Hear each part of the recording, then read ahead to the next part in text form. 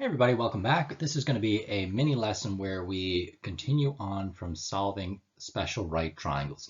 So in the last lesson, we looked at building that table with sine, cos, tan of 30, 45, and 60-degree angles. And now we're going to use that to solve triangles, and we're going to keep our answer in simplest radical form. So kind of combining those two ideas together.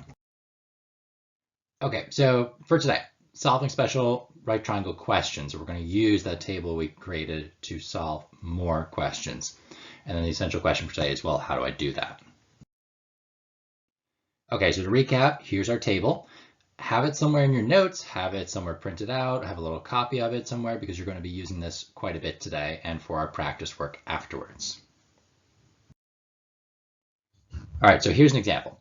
We've got a right angle triangle, 30-degree angle, which is one of our special right triangle angles, and the base is x, the hypotenuse is 12, and we're being asked to solve for x. So if we were thinking about SOHCAHTOA,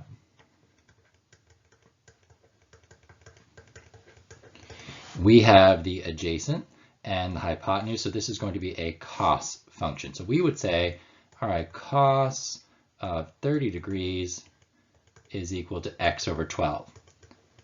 And you can check it with your calculator first and see, is this a whole number or not? If you're getting a decimal answer, it's not going to work for you. So we would do 12 times cos of 30, and we're getting 10.3923, so we're getting a decimal. So we need to rethink our answer here because it's going to be a radical, so we need simplest radical form. So what we do is we say, all right, let's look at our table. Cos of 30 degrees is root 3 over 2. So we know the value of cos 30 is root 3 over 2, so we can actually substitute that in our equation. So we can say root 3 over 2, value of cos 30, is equal to x over 12. And then to get x on its own, multiply by 12 on both sides. And you get 12 times root 3 divided by 2 is x. And then we can simplify that. 12 and 2 will divide to be left with 6. So our answer is going to be 6 root 3 is equal to x. And this is in simplest radical form because 3 cannot be simplified any further. It's a prime number, so there are no factors that will divide into 3. Okay, your turn. Same idea, but we've got a 45-degree angle. The opposite is x. The hypotenuse is 6. Try and solve it, see how you do. Okay, let's take a look.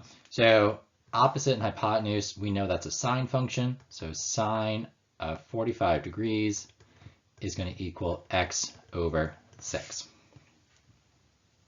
Look at our table. Sine 45. Now there's two options here, and the reason why we gave 2 is when we solved our special right triangle, we were getting this 1 over root 2, but technically it's not grammatically correct to have a root 2 or any root in the denominator. So 1 over root 2, how you get rid of any denominator radical is you multiply by the radical on top and bottom. So root 2 divided by 2 is just 1. We're not changing the value of this in any way, but when you multiply fractions, you multiply the denominators together and the numerators together.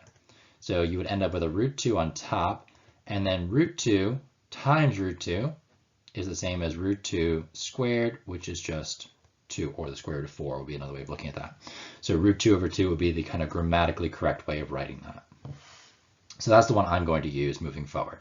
You can use 1 over root 2 as long as you kind of fix your answer when you're done. All right, so sine 45, root 2 over 2 is equal to x over 6. Multiply by 6 on both sides. 6 is cancelled. And we're left with 6 root 2 divided by 2. 2 and 6 can be divided, so 6 divided by 2 is 3. So we get 3 root 2 when we simplify our answer. So 3 root 2 is x.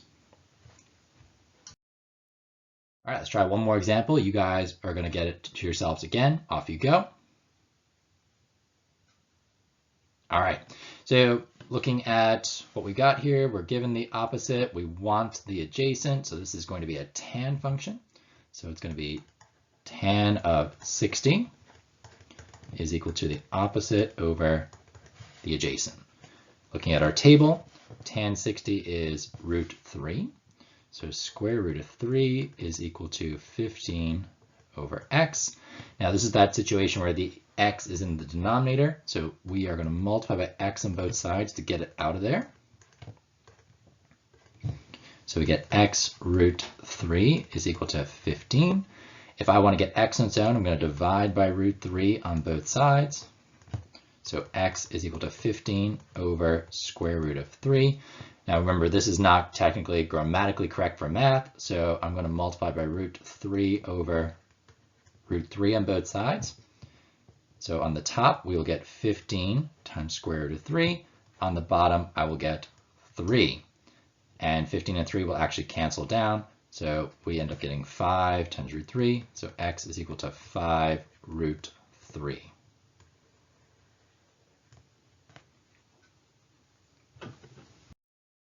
That's it for today. Just wanted you guys to see that. I want you to practice it. So you're going to have a PDF in Schoology that you can practice on. I want you to go to page 609 of the PDF, and you're going to do questions 5 through 14. There will be a Google form for you to input your answers on. All right. Talk to you guys soon.